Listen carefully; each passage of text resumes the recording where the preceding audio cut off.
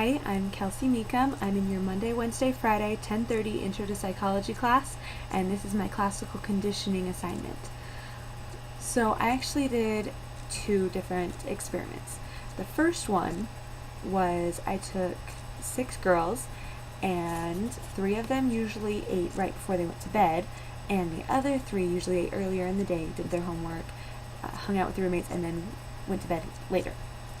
So we all went to dinner about 6 o'clock, and on the way, after we had eaten and had come back, 3 of the girls, the ones who usually ate later in the day, right before they went to bed, were all extremely tired, while the other 3 were just fine.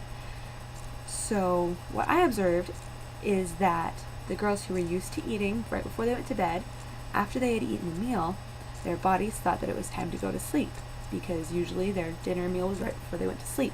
So even though it was earlier in the day, the body was ready to go to sleep.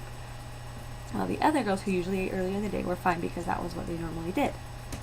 My other example was in class. You told us about the student who had taken their roommate and they would click an easy button and then turn off the lights. After doing that several times, they could click the easy button and the roommate's pupils would dilate. So I decided to try the opposite of that. I would play a ringtone on my phone and then shine a light in their eyes. And after about 15 times of this, I could play the ringtone and their pupils would contract. So that also works for the opposite. And I guess this could count too, but I have 2 roommates who walk to class together, and they're never late. They're both on time.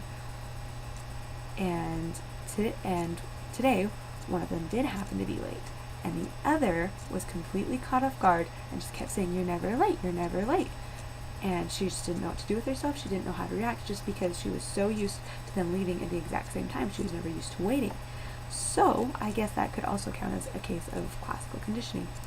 This is my assignment. See you in class.